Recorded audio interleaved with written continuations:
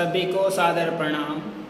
नमस्कार दोस्तों, आप सभी का सत्यार्थ प्रकाश संदेश यूट्यूब चैनल में मैं विकास आर्य आपका हार्दिक स्वागत करता हूं, अभिनंदन करता हूं। मित्रों, जैसा कि आपको याद है, हम स्वामी महर्षि दयानंद सरस्वती द्वारा रचित सत्यार्थ प्रकाश पुस्तक के ऊपर चर्चा कर रहे हैं और इसी कड़ी के अंतर्गत चलते हुए हमने आपको पिछले चतुर्थ समोल्लास में जो पिछला प्रकरण किया उसके अंदर हमने बताया था कि श्राद्ध और तर्पण क्या होता है।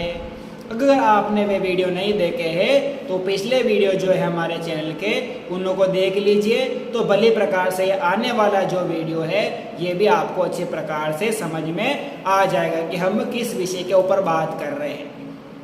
चतुर्थ समोल्लास के अंदर हमने चर्चा की है विवाह, समावर्तन और गृहस्थ आश्रम के बारे में हम चर्चा कर रहे हैं और आगे पिछले वीडियो में भी की है। तो आज की इसी कड़ी के अंतर्गत हम बात करेंगे कि ऋषि तर्पण क्या होता है और पितृ तर्पण क्या होता है, यानी ऋषियों के लिए तर्पण किस प्रकार किया जाता है और हमारे जो पिता होते हैं उन्हें पितृ तर्पण को हम किस प्रकार कर सकते हैं, उसके बारे में हम इस वीडियो के माध्यम से जानेंगे।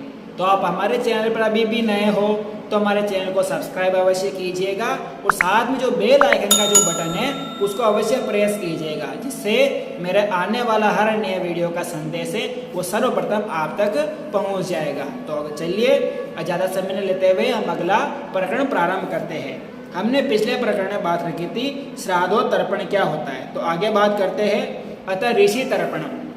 स्वामी जी कहते हैं ओम मरीचादय ऋषियस्त्रिप्यांतम मरीच्यादृषि पत्न्यास्त्रिप्यांतम मरीच्यादृषि सुतास्त्रिप्यांतम मरीच्यादृति ऋषिगणास्त्रिप्यांतम इति ऋषि तर्पणम। अर्थात जो ब्रह्मा के प्रपौत्र है, यानी ब्रह्मा का प्रपौत्र मरीचिवत विद्वान होके पढ़ावे, यानी ब्रह्मा है हमारी जो सृष्टि के रचयिता है परमपिता परमात्मा, उसका एक नाम ब्रह्मा है। ब्रह्मा यानी पूरे ब्रह्मांड के रचयिता, यानी सृष्टि को रचने वाले को हम ब्रह्मा कहते हैं। तो कहते हैं जो ब्रह्मा के प्रपौत्र है मरीचिवत विद्वान होकर पढ़ावे और उन्हीं के ही अनुकूल, उन्हीं के ही सदृश्य विद्या युक्त उनकी स्त्रियां, यानी उन्हीं के ही सदृश, यानी जो मरीचिवत विद्वान जो ब्रह्मा के प्रपौत्र मरीचिवत जो विद्या अध्ययन करते हैं पढ़ाते हैं, तो उन्हीं के ही यानी उन्हीं के सदृश्य विद्या युक्त होके उनकी स्त्रियां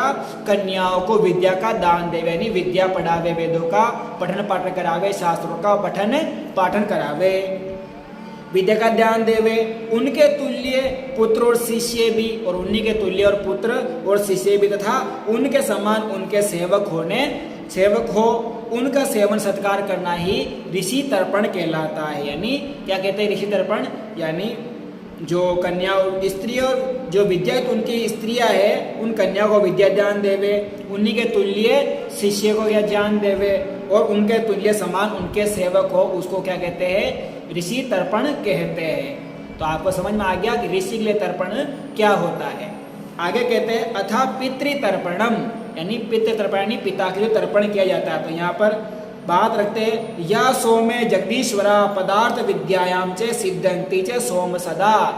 अर्थात जो सोम यानी जो परमात्मा और पदार्थ विद्या से निपुण हो, यानी जो पदार्थ विद्याओं में निपुण हो वह सोमसद कहलाता है। सोम यानी हम चंद्रमा को भी कहते हैं। तो यहाँ पे सोमसद का क्या तात्पर्य हुआ, जगदीशेश्वर यानी जो परमात्मा और पदार्थों में निपुण हो, वह सभी पदार्थों में निपुण होना, उसको क्या कहते हैं सोमसद। यैरग्निर्विद्युतो विद्याग्रहिता ते अग्निश्वाता, यानी जो विद्युत यानी जो अग्नि अर्थात विद्युत आदि पदार्थों के जानने वाला हो उसको अग्निश्वात कहते हैं। यहाँ बात रख रहे हैं पितृ तर्पण के बारे में। जो पितृ तर्पण के अंदर क्या होता है उसके बारे में कह रहे हैं स्वामी जी कि जो अग्नि अर्थात विद्युत आदि पदार्थों को जानने वाला हो वह अग्निश्वात है।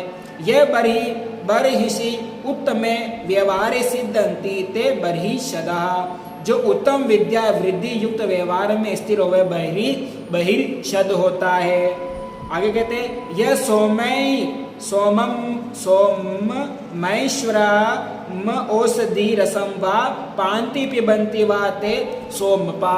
सोमपा पे किसको कहते हैं, जो ऐश्वर्य के रक्षक हो, ऐश्वर्य यानी जो हमारे ऐश्वर्य जो दाता है परमात्मा, उनके रक्षक हो, ऐश्वर्य के रक्षक, और माँ औषधि रस का पान करने में रोग रहित और अन्य के ऐश्वर्य के रक्षक रोग रहित हो और औषधियों को देकर रोग नाशक होवे, वे सोमपा कहलाते हैं। यानी जो औषधियों को देकर जो हमारी रोग नाशक जो औषधियाँ होती जो उनका देने आ रहा है उसको सोमपा कहते हैं।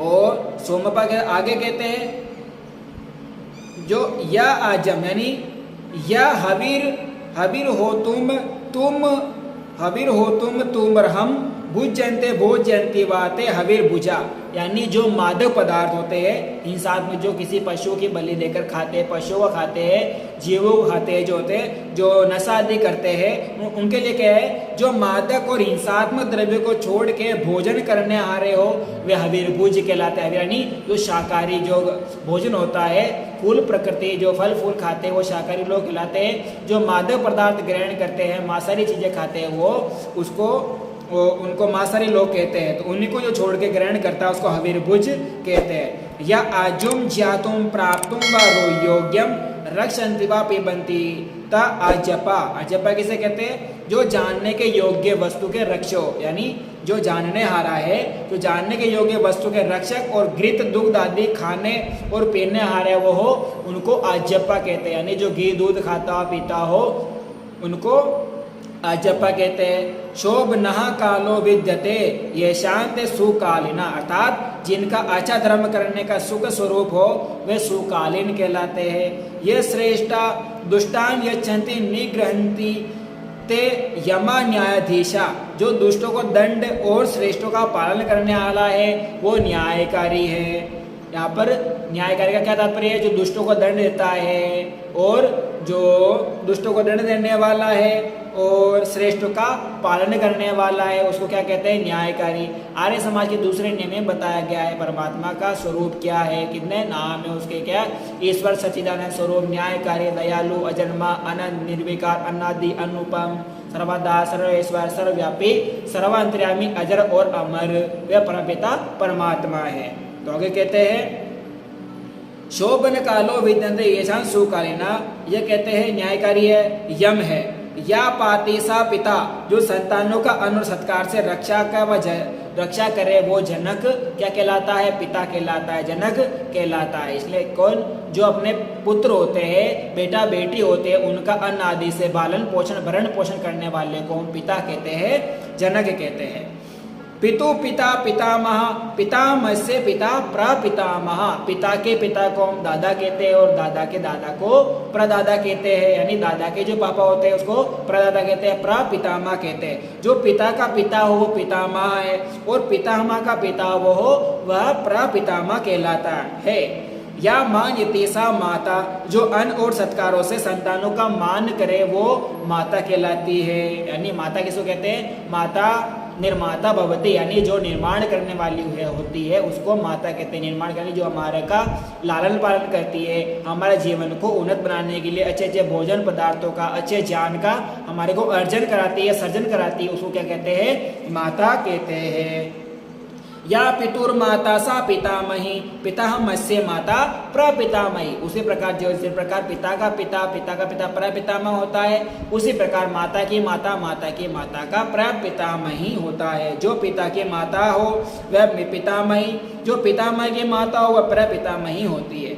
अपनी स्त्री तथा भगिनी संबंधी और एक गोत्र के तथा अन्य कोई भद्र पुरुष व वृद्ध हो उन सबको अत्यंत श्रद्धा के उत्तम अन्न वस्त्र सुंदर यान आदि देकर अच्छे प्रकार जो तृप्त करना, अर्थात जिस क्रम से उनका आत्मा तृप्त होती है। क्या होता है तृप्ण का क्या अर्थ है कि जो हमारे जो पिताश्री होते हैं, प्रपिताश्री होते हैं, उनके जो सदृश उनके पुत्र है, सुपुत्र है, बेटा बेटी जो भी होते हैं, भगिनी हो बहन हो, उनको अच्छे अच्छे वस्त्र देना, सुंदर वस्त्रों से सुशोभित करना, अच्छे फल फूलों से अच्छा और धन आदि दे करके उनको उत्तम वस्त्र सुंदर यान आदि देकर अच्छी प्रकार से तृप्त करना। तृप्त का मतलब आप समझ रहे हो, किसी की इच्छा की तृप्ति करना, यानी हम मेरे को किस चीज़ की आवश्यकता है, मेरे को उसको तृप्त करनी, मेरे को यान की आवश्यकता है। यानी मोटरसाइकिल बोलो तो मुझे 2 पहिया वाहन यानी उस ज्ञान की आवश्यकता है, मुझे उसको मेरे की इच्छा है, मन की इच्छा शक्ति है, तो मैं उसको क्या करेंगे, अपने पिताश्री को बोल लेंगे, अपने जो परिवार में बड़े हैं उनको बोल लेंगे, तो वो उस चीज़ से अपन को दिला के हमारी मन के आत्मा को क्या करेंगे, तृप्त करेंगे, हमारी इच्छा शक्ति को शांत करेंगे, तो उसको तृप्त करना कहते हैं।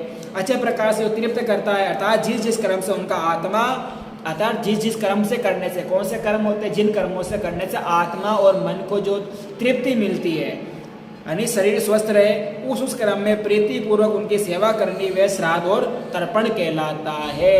यानी श्रद्धा से की गई सेवा को हम श्राद्ध कहते हैं, और उन्हों के सदृश जो हमारी मन की इच्छाएं है, उन्हों की जो हमारी जो आवश्यकता है उनकी पूर्ति करना, उन चीज़ों से हमारी तृप्ति करना, उसको तर्पण कहते हैं।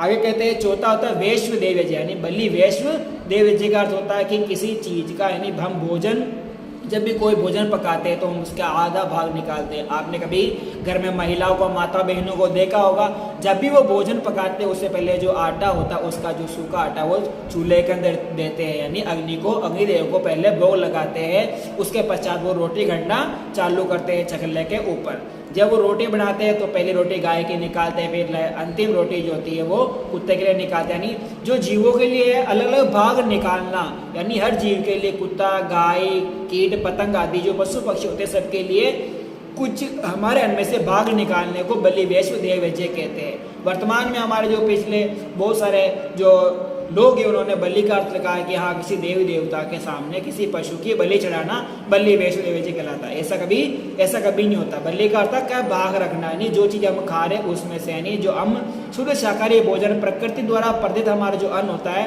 उनको ग्रहण कर रहे हैं, उसी से प्रकृति यानी जीव जंतुओं के लिए भाग निकालना, उसको हम बलि वैश्व देवयज्ञ कहते हैं।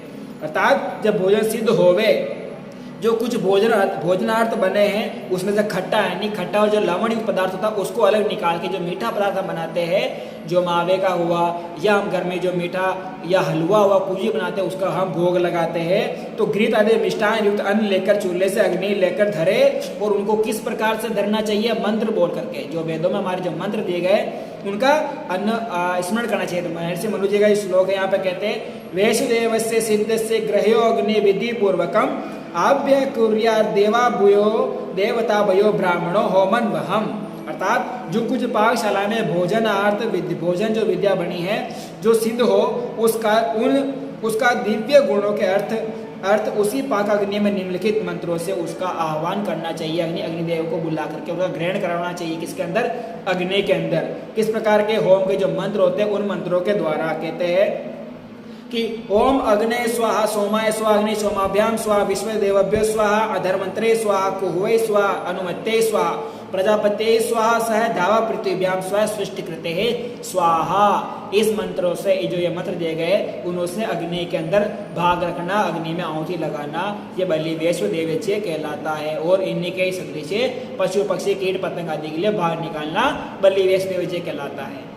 इसके ऊपर हम अगले प्रकरण के माध्यम से और चर्चा करेंगे कि हम छोटे छोटे प्रकरणों के माध्यम से आपको भले प्रकार से समझाने का हम प्रयास करते हैं। तो आशा है आपके आज में श्राद्ध और तर्पण क्या होता है, पितृ तर्पण क्या होता है, ऋषि तर्पण क्या होता है, उसके बारे में हमने चर्चा की है। अगले प्रकरण के माध्यम से बलि वैश्व देवयज्ञ और किस प्रकार से विस्तृत होता है उसके बारे में हम और विस्तार से चर्चा करेंगे। आज की वाणी को हम यही विराम देंगे।